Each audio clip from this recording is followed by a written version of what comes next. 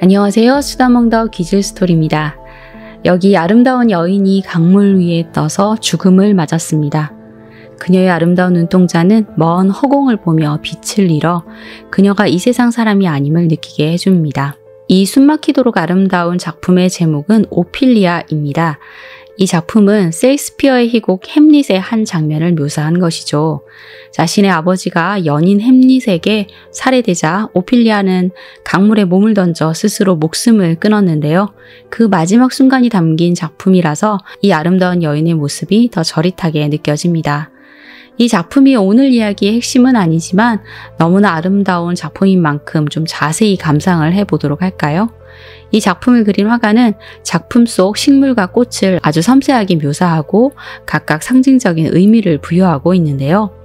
이 버드나무는 셰익스피어 원작에서 강을 묘사하는 부분에 등장하고 있기도 하지만 버림받은 사랑을 상징하고 있습니다. 그리고 그 사이에서 자라난 녹색 쐐기풀들은 고통을 의미하고 있죠. 오피리아의 목에 걸려있는 제비꽃은 신뢰, 육체적 순결을 암시하고 있고 또 죽음을 상징하는 붉은색의 양귀비가 오피리아의 오른손 주변에 떠있는 것이 유난히 강조되고 있는데요. 깊은 잠, 죽음을 뜻하고 있습니다. 그 옆에 있는 흰색 데이지는 순결, 순수, 그리고 노란색 펜지는 허무한 사랑을 뜻하고 있죠. 또 이 그림 오른편 덤불 속에 구멍 3개가 움푹 파여 있는데요. 해골의 모습을 표현하고 있습니다. 이 작품을 그린 화가는 존 에버렛 밀레이, 이 작품의 모델은 엘리자베스 시달입니다. 오늘 이야기의 주인공이죠. 시달은 이 그림을 그리기 위해 무려 4개월이나 물이 받아진 욕조에 누워서 포즈를 취했다고 하고 한겨울에 몇 시간이나 차가운 물속에 있었던 탓에 폐렴을 앓기까지 했다고 합니다. 오피리아의 죽음을 그린 작품은 정말 많은데요. 저는 그 중에서도 이 작품이 가장 아름다운 작품이라고 생각을 하고 있고 그래서 이 작품의 모델이 된 여인 엘리자베스 시달에게 더 관심이 가게 되었습니다. 1849년 런던의 한 모자가게에서 일을 하고 있던 엘리자베스 시달. 모자가게 안에 갇혀 있기에는 그녀의 붉은 머리카락과 미모가 너무나 빛이 났고 그녀를 발견한 라파엘로 전파의 화가 월터 데버렐이 그녀에게 모델이 되어달라는 청을 하게 됩니다. 20살, 이렇게 시달은 호기심으로 이 그림 모델을 시작하게 되었는데요. 이후 그녀는 라파엘로 전파 화가들의 뮤즈가 됩니다. 라파엘로 전파는 19세기 중엽 영국에서 활발히 활동했던 미술 유파인데요. 르네상스 이후 서양 미술의 전통이 오염되고 타락했다고 생각하는 젊은 화가들이 라파엘로 이전의 순수 시대로 돌아가자라고 외치면서 자연관찰 세부 묘사에 충실한 중세 고딕 및 초기 르네상스 미술을 지향하게 됩니다. 이들은 문학작품에서 많은 영감을 얻어 작품 활동을 하게 되죠. 엘리자베스 시달은 개성 있는 얼굴에 날씬하고 우아한 몸매, 빛나는 피부, 풍성한 붉은색 머리카락과 청록색 눈동자를 가진 아름다운 여인이었는데요. 그녀의 모습은 신선하고 신비로운 매력을 품기고 있었고 그런 그녀의 모습은 화가들의 뮤즈가 되기에 충분했습니다. 시달은 그들에게 엘리자베스를 줄여서 부르는 애칭인 리치로 불리면서 앞서 소개한 밀레이의 오피리아 그리고 헌트의 밸런타인, 프로메테우스로부터 실비아를 구하다 등 많은 작품의 모델이 됩니다. 시달은 화가들의 모델이 되는데 그치지 않고 스스로 그림을 그리는 화가가 되고 싶은 욕망을 가지게 되었고 1857년에는 세필드의 지역미술학교에서 인물 드로잉 수업을 받기도 합니다. 이 작품은 엘프리드 테니슨의 시 샤롯에서 영감을 받아 드로잉한 샤롯의 여인입니다. 성 안에 갇힌 채 오직 거울을 통해서만 세상을 봐야 하는 저주에 걸린 샤롯의 여인. 옷감을 짜면서 저주가 풀리기를 기다리던 어느 날 답답함을 이기지 못하고 창문 밖으로 고개를 돌리는 순간 거울은 깨지고 곧이어 옷감을 짜던 이 실들이 그녀의 몸을 옥죄게 될 것입니다. 창밖 세상을 동경하는 그녀와 창밖을 보지 못하게 하는 그녀의 현실이 투영된 듯한 작품이라서 안타까운 마음이 드네요. 그녀를 속박하고 있던 현실은 과연 무엇이었을까요? 1850년 엘리자베스 시달은 그녀 평생의 연인 로세티를 만나게 됩니다. 영국의 낭만주의 화가이자 라파엘로 전파의 창시자였던 단테 가브리엘 로세티, 시인 화가이자 영국의 천재적 작가인 그는 시달을 만나고 첫눈에 반하게 됩니다. 로세티는 시달을 다른 화가들의 뮤즈가 아닌 자신만의 뮤즈가 되기를 원했고 열렬한 구애를 한 끝에 두 사람은 연인이 되게 됩니다. 시달이 예술을 하고 싶어하는 욕망이 있었음은 앞서 이야기를 했는데요. 그녀가 화가들의 모델이 된 것도 바로 이런 이유에서였습니다. 시달은 사실 여성 모자를 만드는 공장에서 일을 하던 여공으로 가난한 노동계층 출신이었는데요. 그녀의 외모가 워낙 눈에 띄었기에 모자가게의 점원이 되었던 것입니다. 이런 출신과는 상관없이 시달은 시를 즐겨 읽고 예술에 대한 갈망이 있었기에 당시 모델에 대한 좋지 않은 시선이 있었음에도 그들의 모델이 된 것이지요. 시달은 이런 욕구를 충족하기 위해 로세티에게 그림 수업을 해달라는 부탁을 했고 로세티는 시달을 자신만의 여인으로 만들고 싶은 마음에 이를 수락하게 됩니다. 두 사람은 1852년 약혼을 하고 채텀으로 이사를 해 동거를 시작하게 되는데요.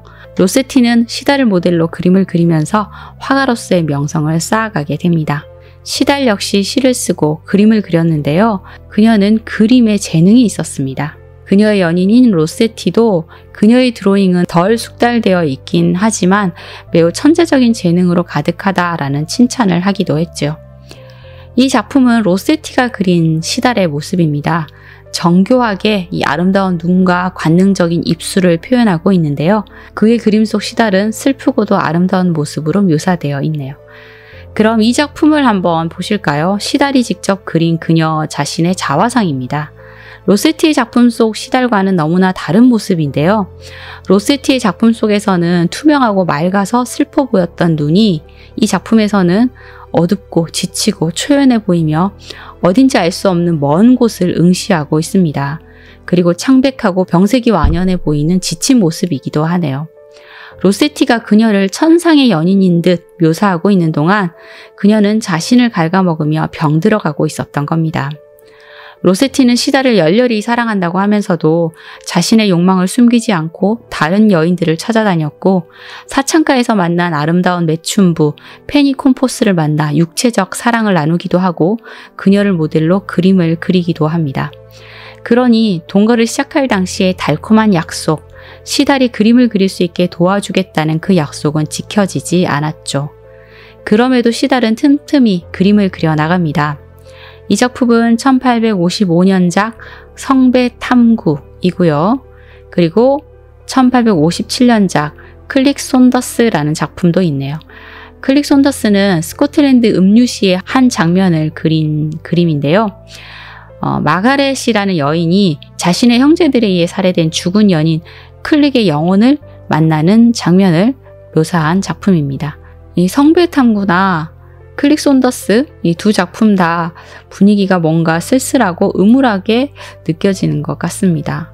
시달은 1857년 러셀 플레이스에서 열린 라파엘로 전파 개인 전시회 그리고 1858년 미국에서 열린 브리티시 아트 전시회에 참여하게 됩니다. 당대 최고 미술 비평가인 존 러스키는 시달의 예술적 재능을 높이 평가했는데요. 그녀의 작품들을 찬양하면서 그녀가 그린 작품들을 모두 구매하는 한편 그녀의 여행 경비까지 모두 지불했다고 합니다. 하지만 화가가 되고 싶은 그녀의 꿈은 서서히 꺾이고 있었습니다. 로세티와 시달은 잦은 갈등을 겪으면서 약혼, 파혼, 결별을 반복했고 그렇게 10년 세월을 보내게 되는데요. 그러는 동안 로세티는 계속해서 다른 모델들과 외도를 하며 시달을 힘들게 했습니다. 로세티는 동료 화가 홈맨 헌트의 약혼녀와 미래를 즐기다 들키기도 하는 등 마음에 드는 여인들이 있으면 언제든 잠자리로 끌어들였죠. 시달은 당시 결핵을 앓고 있었는데요. 건강이 좋지 않은 상태에서 로세티가 다른 여인들과 만나는 통에 신경쇠약과 정서불안에 시달리면서 아편에 손을 대게 됩니다. 그러면서 시를 쓰고 그림을 그리고 싶었던 그녀의 예술혼도 조금씩 사그라지게 되죠. 앞서 소개했던 시달이 드로잉을 한 이 샤롯의 여인처럼 그녀는 로세티라는 실에 꽁꽁 묶여서 창밖을 내다보지 못하는 사람이 되어가고 있었습니다. 시달이 노동계층 출신인데 반해 로세티는 엘리트 집안 출신이라 할 수 있겠는데요. 로세티의 아버지는 이탈리아 태생으로 영국 킹스 칼리지 런던에서 이탈리아 문학을 가르치는 교수였고, 또 그의 형제들은 시인, 작가, 비평가로 이름을 날리고 있었습니다. 로세티의 2살 아래 여동생이 그 유명한 시인 크리스티나 로세티입니다. 이 이야기와는 아무 상관이 없지만 이 크리스티나 로세티 시 중에 제가 너무나 좋아하는 시가 있어 한 구절만 읊어보도록 하겠습니다. 나 죽거든 사랑하는 이여, 날 위하여 슬픈 노래를 부르지 말아요. 내 머리맡에 장미꽃들도 심지 마시고 그림자 어리는 삼나무도 심지 마세요. 내 위에 푸른 잔디 덮어주셔서 소낙비와 이슬로 젖게 해주세요. 그리고 설령 마음대로 기억하여 주셔도 좋고 망각해 주셔도 좋아요. 학창시절 이 아름답고 슬픈 시를 읽으며 눈물 한 줄기 흘렸던 기억이 떠오르네요. 집안 내력인지 로세티 역시 화가로서의 역량도 무척 뛰어났지만 시인으로서도 인정을 받았던 인물이죠. 여튼 이렇게 신분차가 있던 로세티와 시달, 2사람이 약혼을 하고 당시 사회 분위기에서는 비난을 받을 수도 있는 동거를 하면서도 결혼을 계속 미룬 것은 로세티였습니다. 로세티는 2사람의 신분차로 집안에서 반대를 한다는 핑계를 대면서 이 관계를 10년이나 끌어갔고, 그러는 중에 또 다른 여인들과 미래를 나눈 것이죠. 자, 그러다 그들이 만난 지 11년이 되던 해인 1860년 5월 23일 이 2사람은 전격 결혼을 하게 됩니다. 사실 당신 없인 못 살아와 같은 절절한 사랑은 이미 끝난 상태가 아닌가 싶은데요. 시달은 건강이 많이 악화되어 살 날이 얼마 남지 않은 상태였습니다. 한 여자를 10년이나 곁에 두다가 병이 들자 버린 파렴치한이다 라는 소리를 듣고 싶지 않았던 로세티는 이렇게 의무감으로 시달과 결혼을 한 것이죠. 그러니 2사람의 결혼 생활은 행복할 리 없었습니다. 시달은 병마와 아편 중독에 시달리면서 불안하고 변덕스러운 행동을 보였고, 로세티가 다른 여인들을 모델로 해서 그린 그림들을 템즈강에 던져버리기도 했죠. 그러다가 1861년에는 아이를 사산하게 되는데요. 시달이 아이를 잃고 고통스러워할 때도 로세티는 사창가를 배회하고 있었다고 합니다. 시달은 아이를 잃은 고통으로 정신이 더 피폐해져 갔는데요. 집에 손님들이 온 적이 있었는데 시달이 빈 요람을 들고 나와서는 아이가 잠들어 있으니 조용히 좀 해주시겠어요? 라는 부탁을 하기도 했다고 합니다. 로세티의 원래 이름은 가브리엘 단테 로세티입니다. 로세티의 아버지가 우리가 잘 알고 있는 그 신곡을 지은 단테의 이름을 아들에게 지어준 것이죠. 로세티는 화가로 이름을 알리기 시작하면서 자신의 미들네임 단테를 퍼스트네임으로 바꿔서 단테 가브리엘 로세티로 활동을 하게 되는데요. 그만큼 그에게 단테는 중요한 의미였던 겁니다. 로세티는 단테에게서 많은 영감을 받고 또 단테를 숭배하고 있었던 것이죠. 단테는 그가 쓴 신곡에서 이승에서는 맺어지지 않았던 영원한 사랑 베아트리체를 저승에서 만나 사랑을 이루는 것으로 묘사하고 있는데요. 이처럼 로세티도 자신의 작품에서 영원한 영감을 줄 베아트리체를 원하고 있었고, 그에게 베아트리체는 시달이었습니다. 사실 결혼을 미룬 것도 단테가 이승에서 베아트리체와 맺어지지 않았던 것처럼 시달과 현실에서 맺어지는 것을 망설였던 것이죠. 로세티는 시달을 자신의 사랑하는 현실의 아내로 보는 것이 아니라 천상의 연인 베아트리체로 여기고 있었고, 현실의 아내인 시달은 방치해 두었죠. 그러면서 자신은 자신의 연애에 빠져 다른 여인들과 함께 했고요. 시달은 천상의 사랑이 아니라 남편의 사랑을 갈구하는 여인이었는데 말이죠. 아이까지 사산을 하게 된 후 시달은 우울증을 이기지 못하고 점점 더 아편에 중독되어 갔는데요. 1862년 시달과 로세티는 외식을 하고 돌아오게 됩니다. 그런데 로세티는 또 다른 여인을 만나기 위해 아내를 집에 남겨두고 외출을 하게 되죠. 이에 절망감을 느낀 시달은 아편을 과다 복용하게 되고 그대로 사망하게 됩니다. 당시 관행에 따라 사고사로 처리되었지만 사실상 자살을 한 것이나 마찬가지였죠. 당시 시달은 32살이었습니다. 로세티는 아내 시달이 사망을 하자 큰 충격에 빠졌는데요. 그녀의 죽음이 로세티 때문이라는 비난 여론이 있었고 그 역시 자책하는 마음이 있었던 것 같습니다. 로세티는 자신이 평생 집필해온 시가 담긴 노트를 아내 시달의 관 안에 함께 넣어 묻습니다. 하지만 이 시는 훗날 다시 세상 밖으로 나오게 되는데요. 이 이야기는 2부에서 이야기해 보도록 하겠습니다. 시달 사망 후 로세티는 은둔 생활을 하다시피 했다고 하는데요. 그 역시 약물 중독에 빠져들게 됩니다. 이 작품은 시달을 모델로 한 베아타 베아트릭스, 즉 축복받은 베아트리체라는 작품인데요. 시달이 사망한 후에 그려진 작품입니다. 이전에도 시달을 모델로 베아트리체를 묘사한 작품을 그렸었는데요. 그녀가 사망한 후 이렇게 죽음으로 향하는 베아트리체를 그려서 두 사람의 죽음을 동일시했던 것입니다. 그림 속 해시계는 생애 시기가 끝났음을 알리고 있고 하늘의 메신저인 붉은 비둘기가 죽음의 꽃 양귀비를 그녀의 팔 위에 내려놓고 있네요. 오른쪽 위에 단테로 보이는 사람이 그려져 있고 왼쪽에는 붉은 옷을 입은 인물이 희미하게 그려져 있는데요. 사랑의 신이 불꽃을 들고 서 있는 모습을 그린 것으로 해석할 수 있습니다. 그림 속에 이 눈을 감고 있는 베아트리체는 죽음을 맞는 모습이라기보다 신비로운 영의 세계로 떠나는 듯한 모습을 보이고 있네요. 로세티는 아내에 대한 자신의 사랑을 베아트리체에 대한 단테의 신비주의적이고 이상적인 사랑과 비슷한 것으로 생각을 했기에 이런 그림을 그릴 수 있었던 것입니다. 하지만 저는 로세티에 대해 이런 의심을 해봅니다. 아내인 시달을 사랑한 것이 아니라 그가 만들어 놓은 세계에서 아름답고 신비한 이 먼 곳에 있는 그녀의 이미지를 사랑했고 시달의 죽음에 슬퍼하거나 고통스러워했다기보다 연인을 잃은 슬픈 감정에 심취했던 것은 아닌가 하고요. 허상을 사랑하고 허상을 그리워한 것이라는 생각이 드네요. 시달이 사망한 후 그의 정부이자 모델이었던 페니 콤퍼스가 그의 집에 들어가 가정부로 일을 했다고 하는데요.